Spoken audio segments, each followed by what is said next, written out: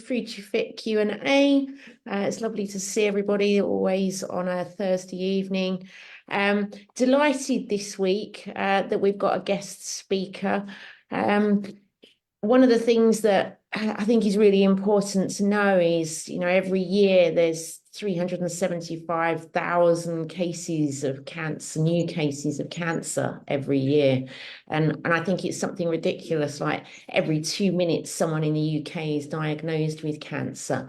The good news being that cancer survival rates in the UK has doubled in the last 50 years. So that's always good news. So delighted this. So cancer is quite a hot topic, really, because it is part of everyday life. It quite often touches many families' lives. So delighted this evening that we've got Hayley Marriott with us today. So Hayley is a researcher and associate lecturer at Oxford Brookes University. Her professional background is in sports and exercise science, and more specifically around cancer rehab. So delighted that Hayley's agreed to come and talk to us about cancer and exercise and fitness. According to the World Cancer Research Fund, scientists are still investigating how physical activity can help reduce cancer risks, and there are some studies that show how regular activities can help too. But without further ado, just want to say welcome to you, Hayley. It is awesome to have you with us to learn a bit more. It's always good to have that extra knowledge, because knowledge is obviously power. And if you are somebody that is facing cancer rehab or treatment, or you've got a family member, it's always good to have a more in-depth understanding. So Hayley, welcome. Thank you, and thanks for inviting me to talk today. It's an area that's really close to my heart, an area that I work in currently. So yeah, very pleased to be here. I have done a couple of slides with some information on and bits and pieces, just because I thought it's probably nicer to have a look at a few slides than just watch me talk for the whole time. But I understand it's supposed to be a bit of a Q&A, so if anyone wants to chip in at any time, then please just interrupt as much as you want. But yeah, thank you, Julie. So yeah, I'm Hayley. As Julie said, I'm currently a researcher, so I work for Oxford Brookes University, and I'm currently working on a research project that's looking at the effects of physical activity for children and young people going through intensive cancer treatment, so children between the ages of 4 and 21. But my background, as Julie said, in sport and exercise science. I'm a cancer rehab instructor, so I have worked with adults previously, and I've actually had cancer myself. So I was diagnosed with lymphoma at the age of 16. So it's something that I feel very passionate about. I was very sporty and active before I was diagnosed, and it's something that I really struggled with during and after diagnosis. So I know how difficult it can be for people to get active or even want to be active during and after treatment. So yeah, if anyone wants to ask any questions along those lines, then I'm more than happy to talk about it. So please just ask away. So hopefully my slides will share. And I think you've got co-host capability. I think Matt's handed over co-host to you, so you'll be able to share your screen. Yeah. Perfect. Let's have a go. Can people see that? Yeah, that's cool. Yeah, cool. It means that I've lost you guys, but as long as you can see this, then that's perfect. So yeah, I have just put my email address at the bottom there, just in case anyone thinks of anything after the session that they want to ask or they want a bit more information on. I'm more than happy for you to ping me an email. That's absolutely fine. So here's a couple of things that I spoke to Julie about in terms of what we're kind of going to cover. But like I said, if there's anything that's outside of these points or to do with these points that you want to know about more specifically, then yeah, please just shout and we can always cover different things. I am going to focus primarily on physical activity and exercise rather than going into any of the other kind of nutrition or sleep things. And it's going to be kept quite broad. So as you probably imagine or know, there's lots of different cancers, there's lots of different treatments, side effects. So it is always really important to speak to your medical team for any individual advice. So this is just going to be more broad and general. So yeah, my first point was always talk to your medical team or consultant before starting anything new. So there are a few things that you do need to be a little bit more considerate of in terms of physical activity and exercise whilst you're going through treatment and potentially after treatment as well. So physical activity isn't always just sport and structured exercise. So we can just think of physical activity as more movement. So it's just trying to reduce that sedentary time rather than imagining ourselves joining a netball or football team, for example. So the couple of things that you do need to be a bit more cautious of is if you have any cancer affecting your bones. So whether that's a primary bone tumour or whether that's any bone metastases. Low immunity, so this is probably more during your intense treatment, but can also continue after treatment's finished. Any peripheral neuropathies or nerve damage. So those that may be affected by this may have pins and needles in their fingers or their toes, for example. It can affect some of our dexterity. If you've had any recent surgery, if you've got any central lines, this is probably whilst you're having intensive treatment compared to after treatment, they're usually taken out, and any lymphedema, so any swelling of any limbs. So they're the few things that you might need a bit more specialist advice on. So definitely speak to your teams if you have any of these things or have had any of these things, because they might just be able to tailor the recommendations for you in terms of what's safe and what's not safe for you to do.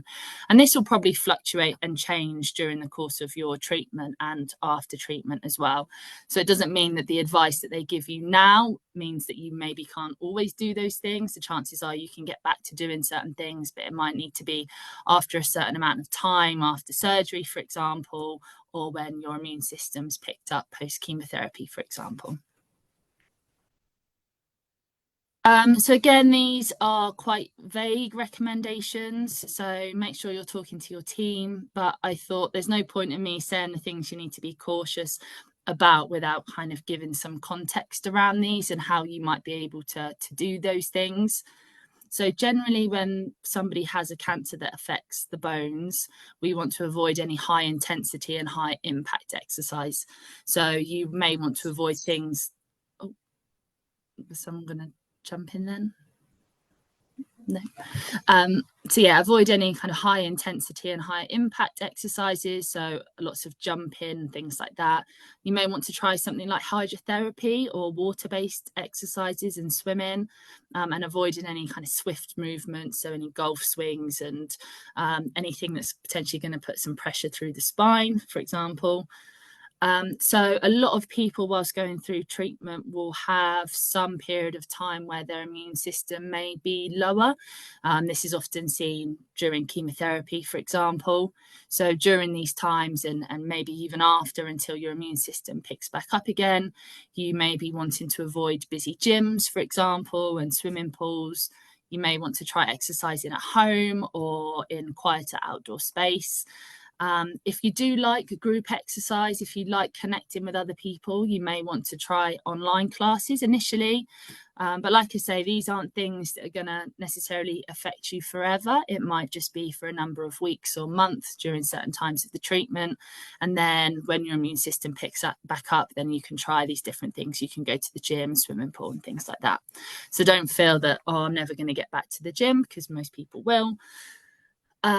Peripheral neuropathy, so quite a long word. Maybe if you've had this yourself, you may have heard this word through the medical team, but if not, like I said, it's kind of damage to the nerves. A lot of people may feel pins and needles, and a different kind of sensation in the fingers and toes that may kind of spread up to the arms and legs, but it normally affects our extremities first.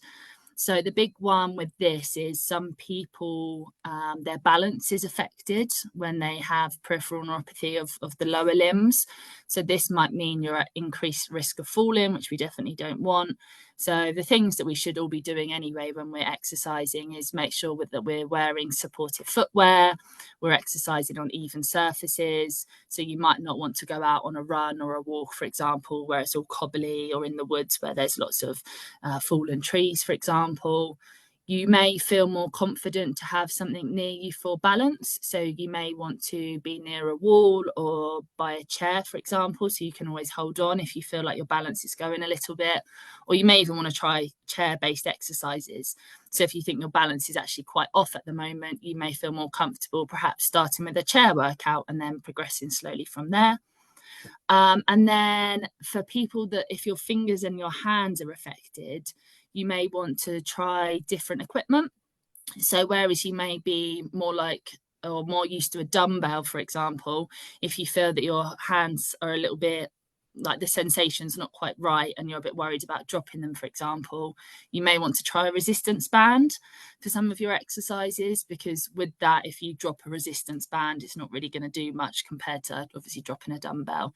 So that's kind of some advice around those three things. Like I said, if anyone's got any questions, then please just chip in. I can't see any of you at the moment, so just shout out.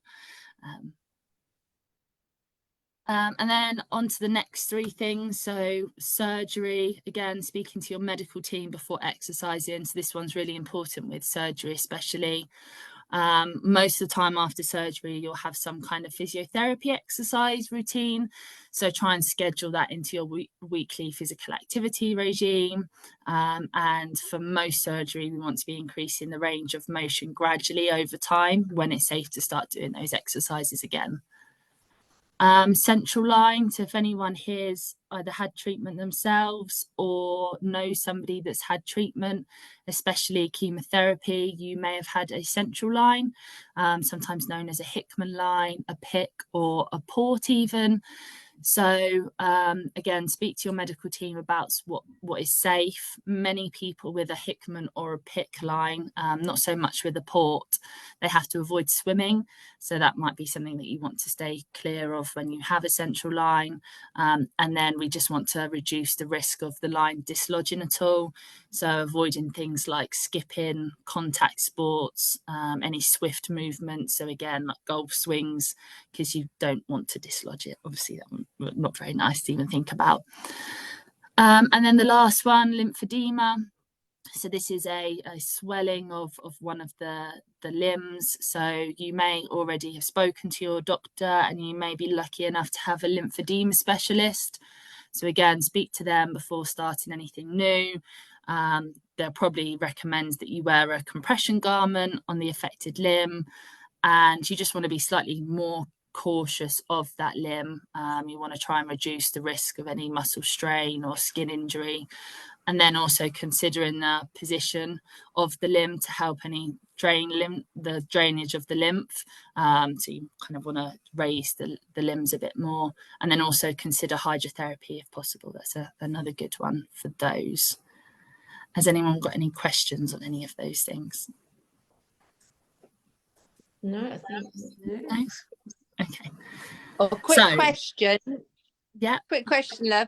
With the lymphedema, is there any evidence that exercise can prevent the lymphedema coming on, sort of either during or in those months after? Yeah, so there is evidence to suggest that it can prevent and also improve lymphedema. So there's quite a lot of research, especially around hydrotherapy. But essentially, if the limb's not causing you too much pain, you should be able to use the limb with aerobic exercises or even strength exercises. Depends on the severity of the lymphedema. So some people with lymphedema can get away with doing quite a lot with the limb. On the more severe case, it can be really quite painful. It can feel really quite tight. So it can limit the things that you do. But yeah, there is definitely evidence to suggest that it can help. And yeah, hydrotherapy, if you can go in the water, depending obviously lines and surgery and stuff, that's a really good one to help with the lymphedema. Okay, thank you. Thank you. Can I just ask if either Matt or Julie know of anywhere in the Fruity Fit area that does hydrotherapy? Oh, that's a really good question. That's a really good question. Health Hydro in Swindon. Don't know if they're still going. You can have a look online, but it's quite interesting actually. I don't actually enjoy swimming as such, but hydrotherapy could well be, a way forward. Mm. And normally hydrotherapy pools are quite warm, so it's normally a bit nicer than getting in a freezing cold swimming pool. So yeah, it might be worth having a look. I think they've closed down the hydrotherapy pool at the Ridgeway in Rawton, but Milton I have Road, my I'm not sure if treatment. they've still got it. Yes, I've been having all of my treatment at the Ridgeway, and I'm not aware of the hydrotherapy. No, I think they closed it down last year on costs. Yeah. They did have one at Bath at the RUH, but since they've had their refurbishment, you'd have to check if they were still open or not. Yeah. I'm seeing the physiotherapist at the Ridgeway next week, so I'll check out that as well. Yeah. Sorry. Okay. There's also possibly one in Chippenham. Okay. Okay. I'll have a look online and see. Thank you very much. Okay. So now we've kind of covered the more scary bits, or the things that we've got to be a bit more careful of. The rest of the session's going to be more about the benefits of physical activity and how we can include more physical activity in our daily routine, things that maybe we can try, things that might help, ways to support somebody who's maybe having treatment themselves or have finished treatment. So now we've done the things to be careful of, we're going to look at the positives. So as you imagine, there's lots of benefits of physical activity whilst having treatment and then also after treatment. So we can group these into physical benefits, psychological or mental benefits or well-being, and then also social well-being. So if we look at the physical things initially, I haven't put loads and loads of references in there because I'm not sure how interested you would be on the specific authors of the papers. But if you are interested in the literature, then just get in touch and I can send you over some links or some papers if you want to have a bit more of a read. It's probably not bedtime reading, but some of you might be interested nonetheless. So physical benefits. So physical activity and exercise has been shown to improve cardiorespiratory function in people undergoing and after cancer treatment, reduce cancer-related fatigue. So this is quite a big side effect that a lot of people having treatment, lots of different treatments say that they experience, and for a lot of people can be one of the most challenging things actually during and after treatment.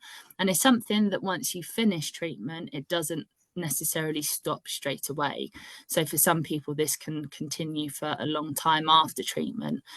So the fact that physical activity can improve this side effect for a lot of people, this is a huge benefit. And the thing with cancer-related fatigue is that it's different to our usual tiredness. So anyone that's experienced this themselves will probably agree with the fact that it feels like a very different tiredness. So with your usual tiredness, if you rest, if you have a good sleep, you tend to be quite refreshed, whereas cancer-related fatigue doesn't really work like that. So however much we rest at times, the fatigue doesn't necessarily go away. And with most tiredness, we would think just rest. If I'm not too active, if I don't do too much, then I'm going to feel better. And when we experience cancer-related fatigue, that mindset tends to transfer over. Whereas there's so much research to suggest that actually being active can reduce cancer-related fatigue. So doing exercise, being physically active can reduce fatigue levels, which, like I say, for people that may experience this for a few years, this can be really beneficial. Increasing muscle strength and mobility. So if we try and look at it in two ways, so you have got physical activity during treatment and then physical activity after treatment. So during treatment, we want to be focusing more on maintaining all of these things. So when we think about muscle strength and mobility, the chances are we're not necessarily going to be able to significantly improve our muscle strength, for example, because of the nature of the treatment, the time we might have to spend in hospital, for example, some of the side effects. Because what we want to focus on is try to not let the strength, the mobility, the cardiovascular function decrease too much. So we're just trying to keep it at the level we're at. We can increase it, but that's not our main goal. Our main goal is just to try and maintain as much as possible. Like we just discussed, it can prevent and improve lymphedema. It can maintain and improve bone health, which is obviously really important, especially as we age. Our bone health tends to decrease, more at risk of fractures. So this is a really good one to try and maintain as much as possible.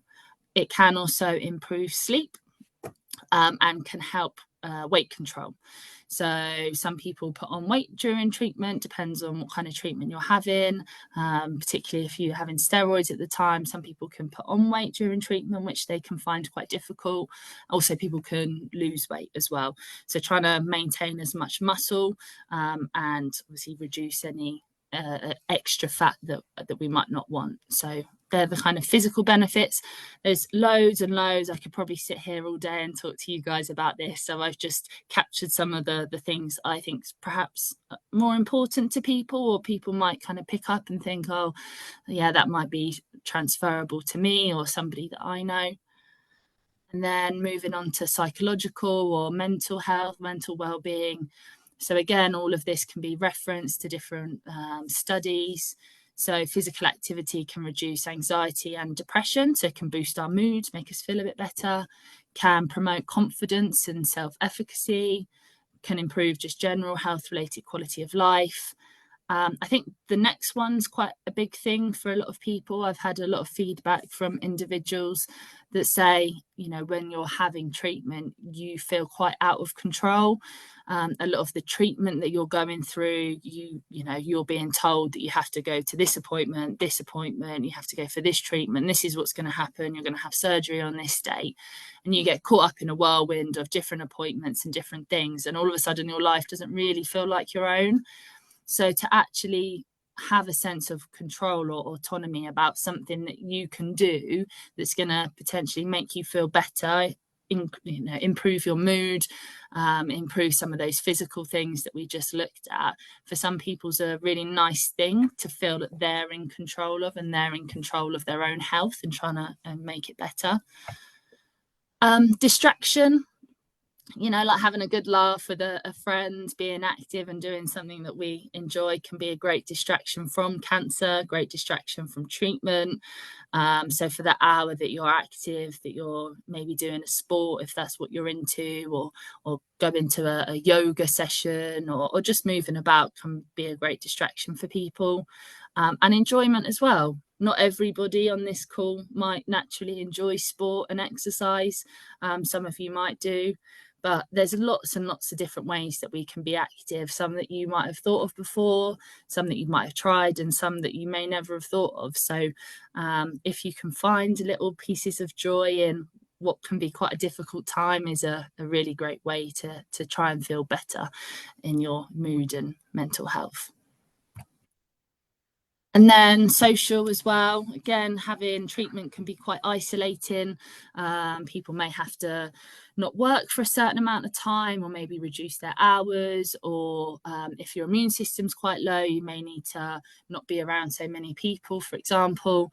So being physically active and connecting with people, even if that's a group setting on an online situation, then that can avoid and reduce social isolation, can promote communication and interaction, especially if we're doing it as part of a group or buddy system. And it allows people to also exchange information and experiences. So I'm going to show you something a bit later on. It's something called 5K Your Way, which you might have heard of, which is an active support group for people affected by cancer. So that's quite a nice way for people to meet up, share experiences, have a chat with somebody that may have gone through something similar to them, and yeah, just connect with people.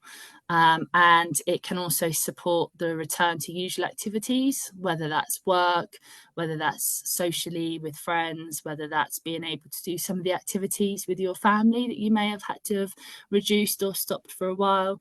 So as you can see, there's so many benefits to physical activity, but yeah, it can sometimes be difficult to know where to start. So you're probably thinking, how much exercise should I be doing? So it may surprise you, it may not surprise you, I'm not sure, but the recommendation for people either going through treatment or after treatment is exactly the same for the general population. So it's 150 minutes of moderate exercise or physical activity, or 75 minutes of vigorous activity a week. So that can be broken down. Usually we kind of look at 30 minutes 5 times a day. But as you'll see in a minute, we can break that down even further.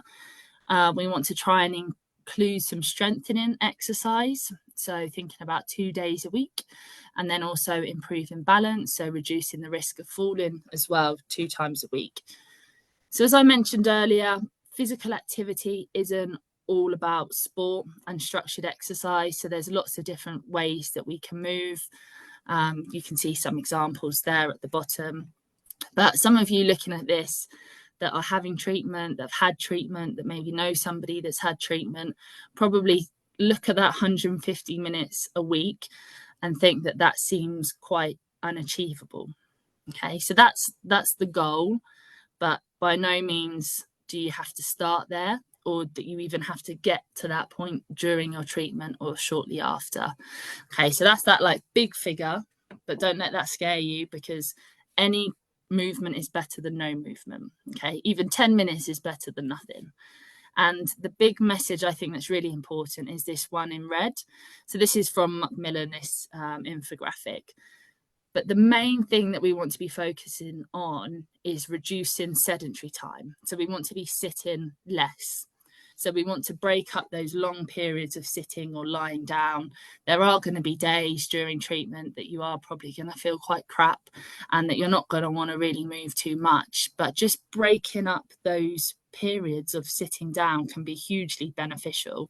So if you're having a movie day and you're in all the time, try and get up in between, even in between movies, if you're watching 6 back-to-backs, or if the TV's on and the ad breaks are on, you know, just stretch your legs, get up, have a little move around. So, you know, I understand personally, and I get that not every single day you're going to be able to do all of these things. So I think it's accepting that there's days that you're not going to be able to move, or you're not going to want to move very much, and that's okay, and not being hard on yourself for it. And then accepting the days where you might feel a bit better, that you've got a bit more energy, that your side effects aren't as bad, and you're making the most of those days, and you're trying to incorporate some physical activity in your day or in that week, for example. So as I've already mentioned, physical activity doesn't have to be sport or structured exercise. Again, looking at that 150 minutes or 75 minutes of vigorous activity, that seems quite a lot. So this activity can be broken down into small chunks. So just starting with 10 minutes at a time, even 5 minutes at a time. If you did, you know, 10 minutes in the morning, 10 minutes at lunchtime, and 10 minutes in the evening, you've already hit that 30 minutes that day. And if you can do that, you know, 5 times a week, then you've already achieved that really big goal of 150 minutes.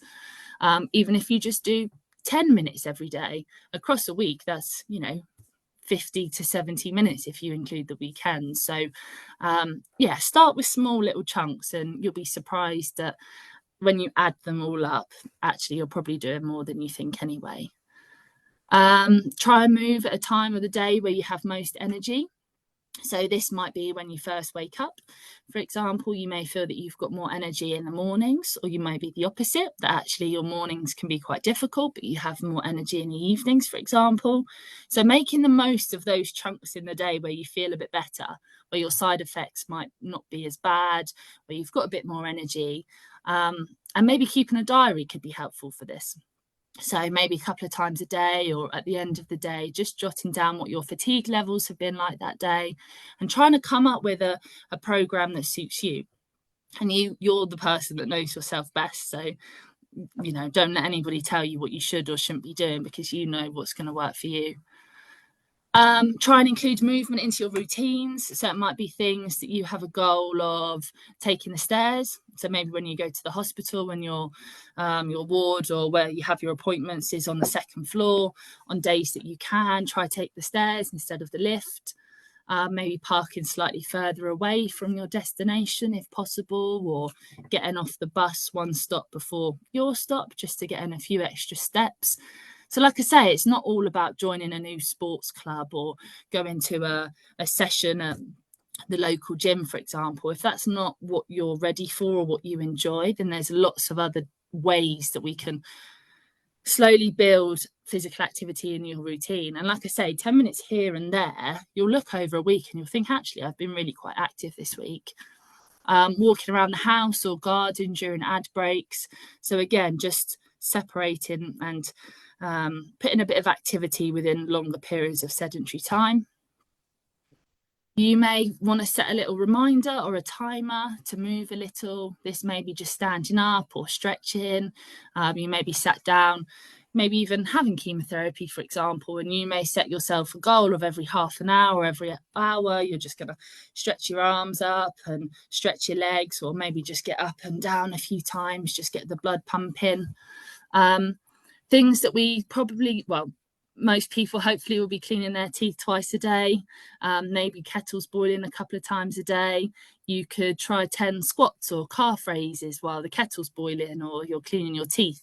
And quite quickly, when you're having to stand there for your 2 minutes cleaning your teeth anyway, if you do that twice a day, you've already got 3 minutes of physical activity. So yeah, little ways that we can include it. Sorry, did someone say something then? No. So this is actually the next one is something that I try and do. So when you're in the car, whether you're the person driving or not, every time you get to a red light, I try and sit up tall in the car and try and engage my core muscles. So I try and pull my belly button towards my spine. It's good for your posture. Sitting up nice and tall. It may only be for 5 or 10 seconds if you're lucky, or you know, you might be at a big junction and you're sat like that for a couple of minutes. But again, it's just a routine that you can do that you can quite quickly improve your core strength or your posture. You can do fun things, put on your favorite song and have a boogie. So it doesn't all have to be serious things. It can be having a laugh. And you know, I'm sure if you all do that after the session today, I'm sure you'll all be smiling. It just has a tendency to make us feel good, doesn't it, having a little boogie? Include your family and friends into your activities. So it may be taking the dog out for a walk together or playing with your children or grandchildren. And you may want to try out different apps that track your activity or steps. So this is quite a personal thing. Some people like these kind of apps where it gives them how much activity they've done. Some people don't necessarily like it. So that's completely up to you, but you may find it a motivator to try and get more steps in during your day or during your week, for example. Has anyone got any questions, or has anyone else got any ideas that maybe you can share with the other people on the call if there's something that you've tried before or you think could be a good idea? I think some of those, I think that red diagram actually is really good. I think that could apply to all of us, Hayley. That red about moving more. You know, how many of us sit at a computer for so long? And, you know, a lot of the things that you're talking about are actually habits that we should all apply. I love the car one. I should probably be trying that myself. It's always good, the car, the making the coffee or the cup of tea, the brushing the teeth, those moments, if you can do something in those moments, those minutes add up. That's really key. Yeah, definitely. And I think a lot of people, when we talk about physical activity, say, oh, I don't have time, or, you know, I don't necessarily remember to do it and I've got a busy life, or, you know, I've got a lot going on. But you're sat at a red light anyway, or you're cleaning your teeth anyway, or waiting for the kettle to boil. So it's things that we can just add little minutes of activity that actually we don't have to find separate time for. And the more of these little things that we do, like I say, you'll quickly get more and more minutes before you know. So yeah. I also liked that suggestion about keeping a diary or a journal, your activity and your fatigue. Because I think quite often, so I know fatigue is quite a thing when you're going through rehab and treatment, and it can be so easy if you're relying on your memory, because your memory will always go to the worst scenario of, oh, I'm feeling so tired all the time, which then leads to, oh, I need to cut back on the physical activity. Whereas if you write it down and keep a note of what's happening, it might be, yeah, yesterday was not such a good day, but actually the 3 days previous, they were okay days. So I really like that idea of keeping the diary. Yeah, and I think what's quite a nice idea when you keep a diary, well, I think it's easier. I've done diaries before, and sometimes you don't quite know what to put or how to necessarily write down how you're feeling. But especially if you're associating or connecting it with maybe different side effects like fatigue, energy levels, you might want to do a traffic light system. So you may want to have a green day, an orange day, and a red day. And you may just have 3 different color pens, or you may just write red day, orange day. And that's quite a nice way of thinking, oh, that was a bad fatigue day, that was a moderate, and actually a couple of green days, which meant my energy levels were quite good. And then it's quite easy to kind of look back, and it's quite visual as well to maybe see some of the colors, rather than have to, write lines and lines about how you're feeling. And I've had some people as well in the past, they've then written down what activity they've done. And actually they've noticed that on days that they've done more physical activity, the next day their energy levels may have been better, for example, or they may have found that certain activities they've done have helped more than other activities. So it's quite a nice way to also kind of figure out what works for you and what doesn't work for you. So yeah, again, I think diaries are good. That's like a good way to periodize it almost with how you feel. But also, Yeah, I think it helps you realize sometimes that when you are potentially feeling a bit tired, etc., that actually it sounds odd because it sounds backwards if you feeling a bit tired and you do something that you could actually feel better. And I think that's the weird, like almost dichotomy of exercise a little bit. Like you feel Energy breeds energy. Yeah. I always think energy breeds energy. Yeah. I think it's like with exercise, there's obviously a certain extent, isn't there? But if you're quite sedentary and you do some exercise, it nearly always makes you feel better. And obviously, if you're truly tired, and that's where that diary comes in and the traffic. Yeah. And something that we use a lot with young people that we work with, we kind of say that we're a bit like a Duracell battery. So there's days where your battery is going to be more full than other days, and it's about balancing physical activity and rest. And it's not trying to say that rest isn't important, because actually rest is important for recovery, especially during treatment. So it's kind of finding that balance of what refuels your battery and what depletes your battery, and trying to find that middle ground. And that's where diaries can be quite helpful to see what's actually perhaps giving you more energy and what's taking energy away. And there's things, especially during treatment, that's a bit out of our control. Different drugs, for example, or different treatments can majorly contribute to that, but it's having that bit of ownership and that bit of control over certain things that can help. So yeah, trying to balance that scale really for people. Cool. So let's move on then. So again, I just thought I'd put a couple of side effects of treatment that a lot of people experience whilst having treatment and may extend past treatment as well. So thinking about how we can think about physical activity and exercise and maybe manage some of these things. So we've already spoken quite a lot about fatigue, but like I say, most people think, oh, I'm just going to rest, I'm not going to do a lot, and this will help fatigue. Whereas like we said, it's actually the opposite a lot of the time. So whilst, yes, resting is important, little bouts of physical activity can really help with fatigue. So definitely do try it if you're thinking that I'm a bit crazy and that doesn't sound right. I know it doesn't sound right, but it does work. Breathlessness as well. So again, maybe with certain cancers or treatments. So you may want to try low to moderate intensity exercise rather than intense exercise. And you may want to include more activities on days where you're less breathless. Obviously, if you're becoming more and more breathless, this is something that you do need to talk to your medical team about. But on days where you're struggling a bit more, it doesn't mean you can't be active, but you may want to just incorporate some flexibility or some mobility exercises into your day. So that's ways of kind of getting that type of exercise in without maybe worrying too much about breathlessness. Nausea, feeling sick, just feeling groggy. This can be quite a big one for people, especially during the intense period of treatment. So again, when it's really bad, the chances are you're not going to do very much. Maybe just try and get up from the sofa every now and again. And then days where it's a bit bad, you might want to just try low to moderate intensity exercise.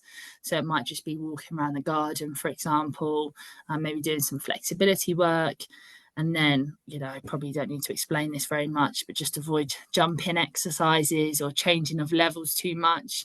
If you're doing a seated workout, you may just want to stay seated. You don't want to be sitting and standing and then lying on the floor and then back up to standing, because as you can imagine, that's not going to make us feel too good.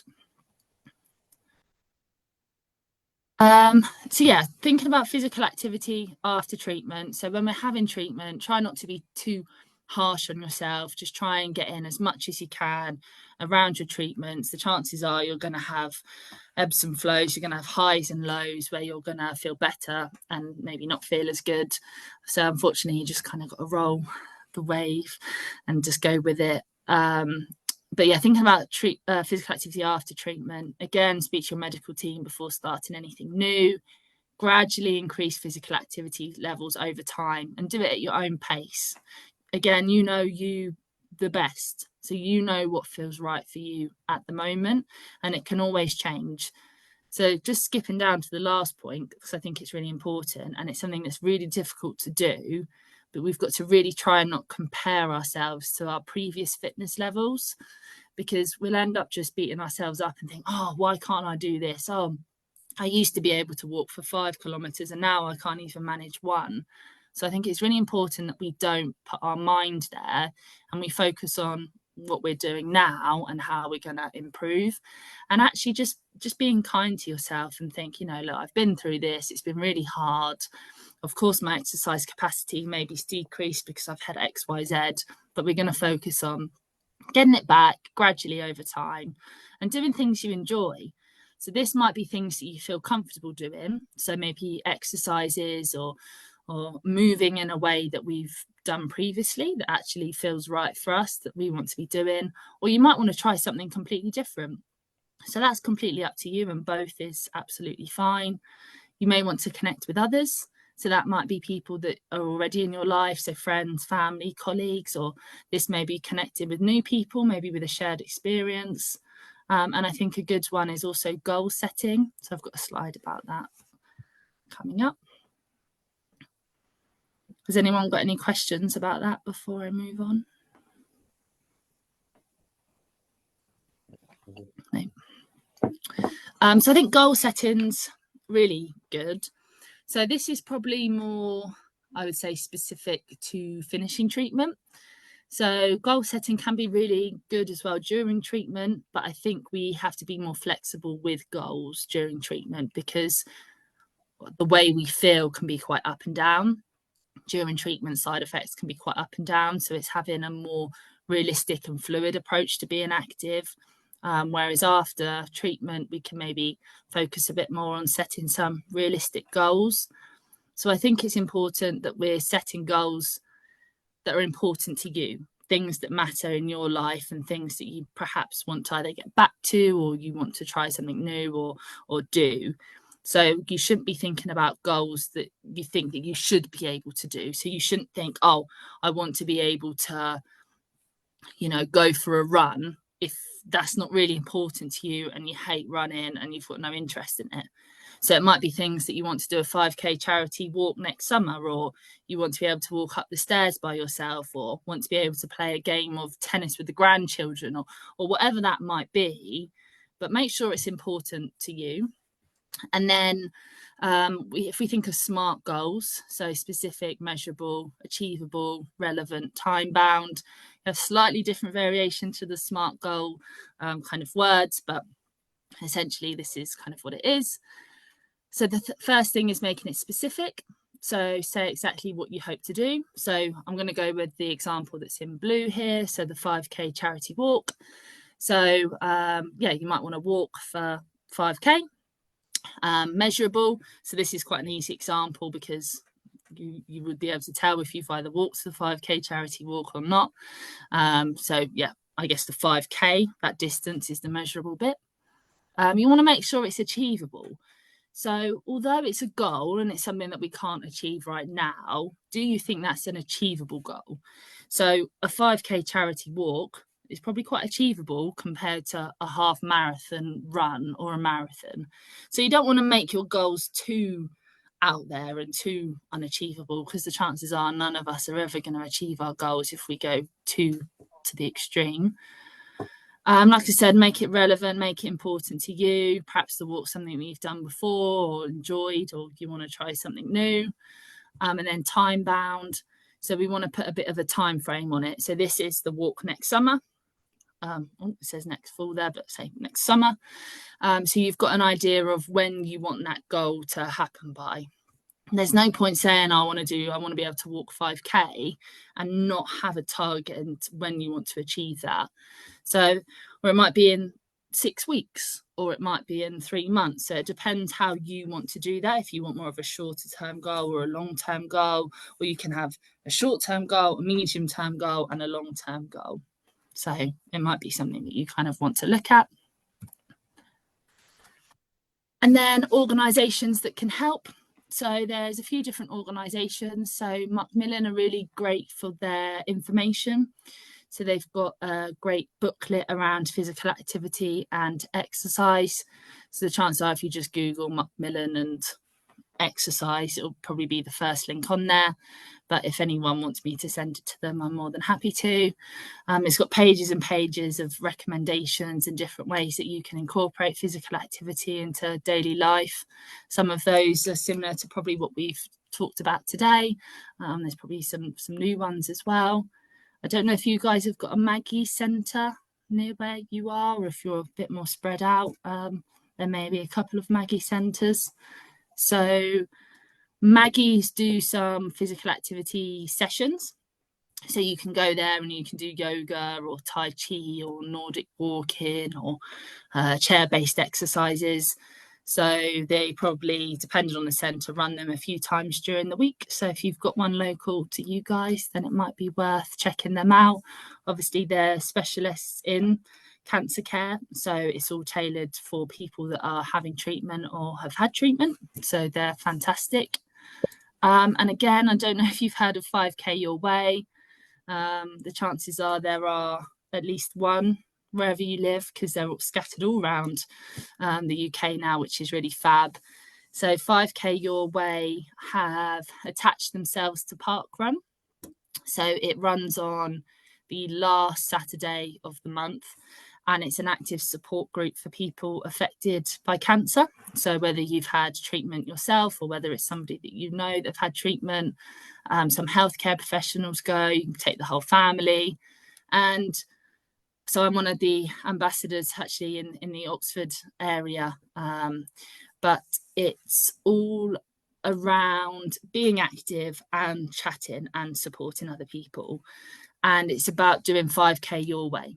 So if you want to walk it, if you want to run it, if you want to be a cheerleader and cheer around it, if you want to do 1K, 2K, 3K, you do it your way. But it gets people moving, and it's a really nice way to meet up. And most groups after the walk or run, they meet for a coffee, a bit of cake, a chat. So yeah, if you've not heard of it, you might want to check it out. And then Trek Stop is more for our younger community.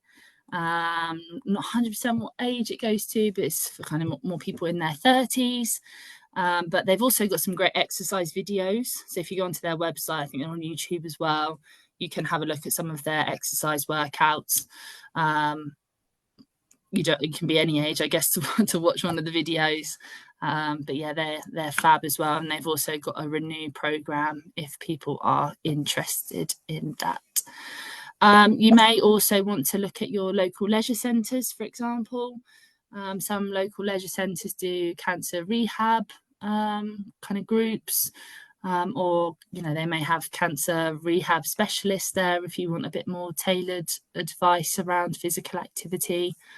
So they're kind of organisations really that, if you're looking for a bit more tailored advice around cancer and physical activity, they may be ones that you want to have a little look at. Thanks for that, Hayley. And just so folks know, so I've just put the link to the Macmillan's page for the physical activity in the shift group, and also 5K Your Way do operate out of Lydiard Park in Swindon and also Marlborough Common. So they do operate locally too. So thank you for that, Hayley. No worries. And yeah, I really recommend 5K Your Way. Yeah, it's fab. Obviously, you've got everyone there doing the park run, the ambassadors, and people tend to wear 5K Your Way. And the ones that I've been to, everybody's so supportive, and it's just a nice way to get out once a month, meet up with people, and move. So yeah, definitely check that one out. And then ways to support someone else. So I think exercise buddies or class settings can be really helpful for people. It can be quite daunting to start exercising after treatment. So having someone friendly, a friendly face to come along with you can be really nice. That might just be going for a walk with somebody, having a catch up, going with them, or offering to join that new class with them if that's what they want to do. I think something that people maybe forget, if it's an online class as well, people, I don't know, maybe might not be the most confident in joining an online class. Even though you think it's online, they may not have the confidence. So if they've got a friend also that says, oh yeah, well, I'll come to the online class with you, they're in their own house, but just seeing a familiar face on the screen perhaps can be quite a nice way to encourage and support. Also understanding that energy levels and side effects fluctuate during and after treatment. So if somebody does cancel, you've made a plan to go for a walk or go to the gym or do something along those lines, and actually that day they're feeling pretty rough or they've got no energy. Just be understanding of that. The chances are they're not cancelling because they don't want to see you or they can't be bothered. But these things happen when we're having treatment. So yeah, just being understanding and considerate of that. Same with motivation, confidence and enthusiasm. Again, that can fluctuate. So just try and be understanding of that, rather than getting annoyed that maybe last week somebody seemed really confident to join that new class or go for that walk, and now maybe they're not feeling so confident. So again, just try and understand this, and then maybe just tell them about one of the charities or organisations. So perhaps, 5K Your Way or Maggie's isn't for you. You may not, been affected by cancer yourself, but perhaps somebody that has been, and just signposting them, telling them about one of these organisations and groups might be a nice way for them to maybe get involved and meet other people. So they would be my kind of top tips, I would say, to support somebody else. And then, just final message that any amount of movement is better than none. And then more is even better. So don't be harsh on yourself. 10 minutes is better than nothing. 20 minutes is better than that. And 30 minutes is even better. So just be kind to yourself and just try and add those little chunks of movement. And before you know it, you'll be doing loads. Hopefully that was somewhat helpful. And if anyone's got any questions, then please just say. Thanks, Hayley. That was really helpful. Ladies that are in this room, have you got any questions that you particularly want to ask Hayley? I think Hayley's covered everything beautifully well and given us lots of pointers. And I'm very grateful for that, because as Julie knows, I've had some added problems with my getting back to physical exercise, having fractured my spine because of osteoporosis. So it's been a tough time, but hopefully, with all the encouragement I'm getting again now, I shall be getting back to some exercise. And I did actually do a chair-based exercise this morning just to see how it went. The energy levels weren't great, but I've made a start again, which again, as Julie knows, I've been trying to do for the whole of the last year, but seem to have been thwarted at every stage. But thank you very much for an inspirational talk, Hayley. Very encouraging. Thank you. No, thank you. And sorry to hear that it's been a tough time, but it sounds like you've got a lot of positivity and fight to get back to it, which I think is the first step. So how was the chair based? Was it good? Was it fun? Good, yeah. Yeah, I thoroughly enjoyed it. So it was one of the Fruity Fit ones, and Oh, it's one that I have been, well, was doing before I'd managed to fracture my spine. So I'm not quite sure, as you were so rightly saying, about the level of exercise I should be doing. But as I said earlier, I'm seeing a physiotherapist next week Mhm. at the Ridgeway who liaises with the oncology team and everything. So she's going to point me in the right direction. And then I'm having coffee with Julie, I hope, so that we can come up with something of a plan to really get me going again. So I'm looking forward to it. Good start for 2024, hopefully. Sounds positive. Well done, Angela. Thank And you. Julie. Thank you. Yes, one of the things that I'd read about in terms of trying to combine physical activity with helping with the breathing and then supporting the fatigue element is exercises like Tai Chi and yoga. They seem to stand out quite a bit in some of the reading that I've done. Have you got any thoughts on those? Yeah, I think yoga and Tai Chi are fab. I've done a bit of Tai Chi before, and I think the nature of the exercise makes us really focus on breathing. And it actually seems like quite a slow kind of movement, but actually all of those small muscles and the stability that's required and kind of that core, I think you definitely feel yourself getting stronger when you do it.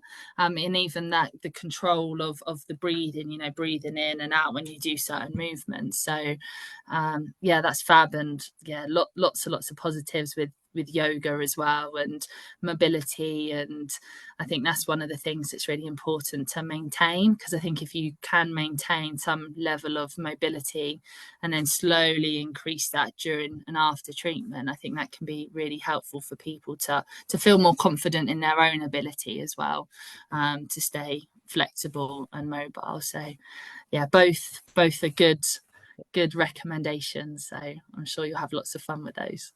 Have you got any thoughts around complementary therapies like aromatherapy and meditation and acupuncture in terms of helping with breathlessness or fatigue, or because they're quite complementary, so I don't know how much research is out there in terms of those. Yeah, I think there's definitely something in that, but it's not really my area of expertise. Okay. So I can't comment too much. Mine's more around the physical activity and exercise. So No, yeah, that's sorry, I fine. can't give too. No, I don't want to give too much advice on something that I don't know a huge no, amount about. So There's a no, very, very good charity called Penny Brawn, who are based in Pill near Bristol.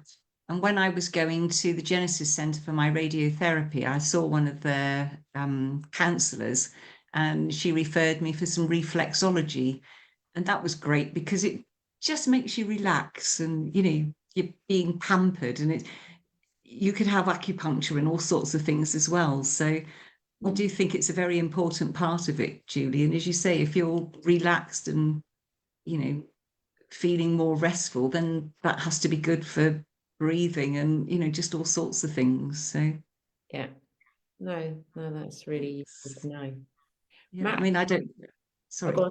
No, go on. I was going to say, I mean, I don't know whether people know about Penny Brawn, but again, just go on the website and have a look. They do offer the complementary side of things.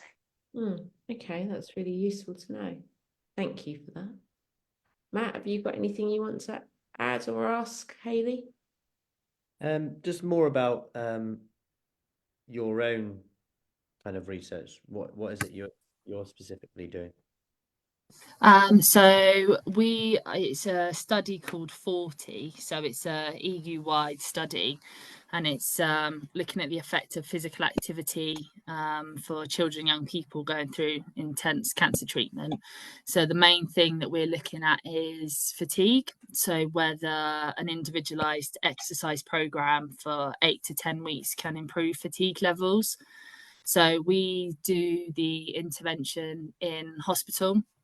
So we're often trying to find the corner of a patient room or a little bit of corridor to do some activity.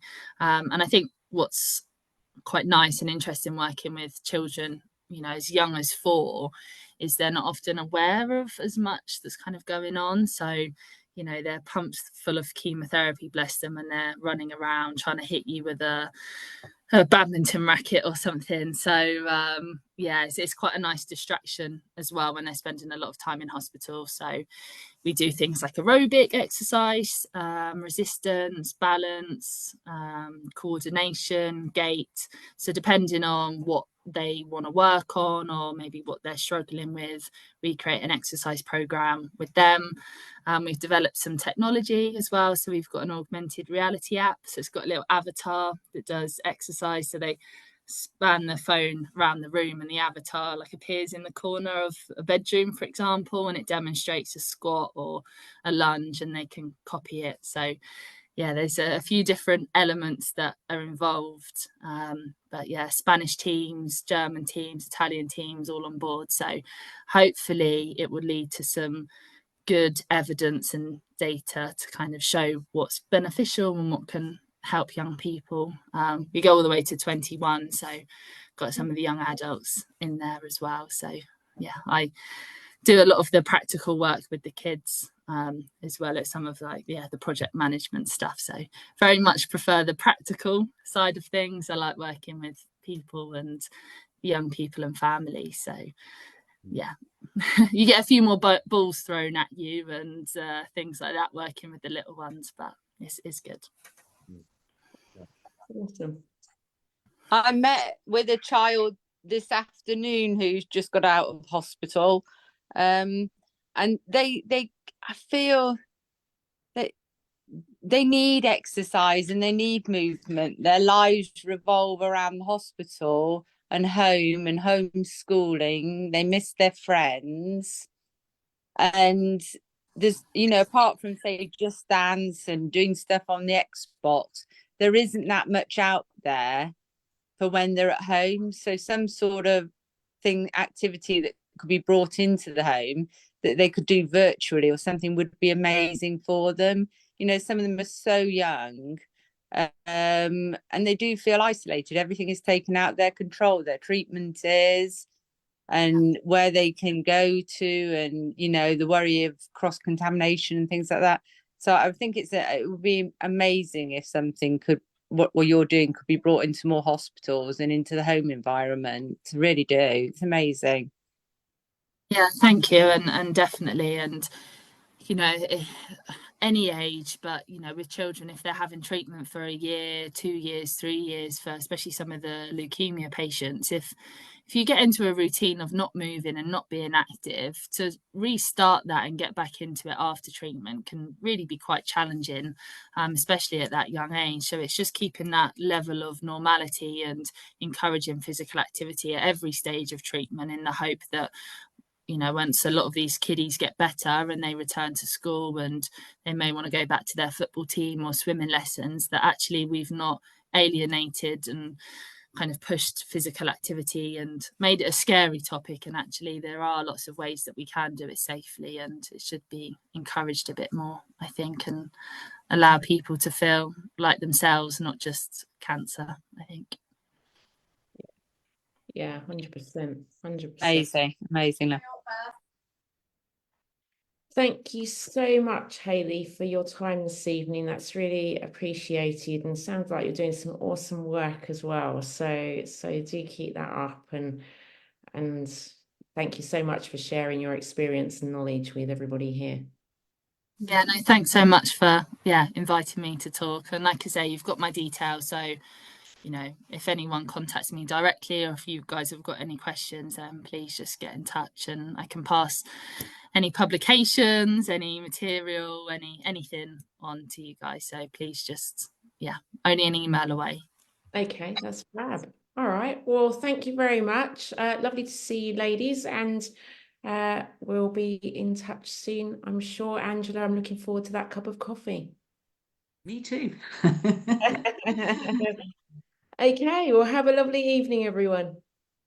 Thank you very much. Thanks very much. See you soon. Thanks, guys. Bye. Thanks, Eddie. Bye, everybody. Bye.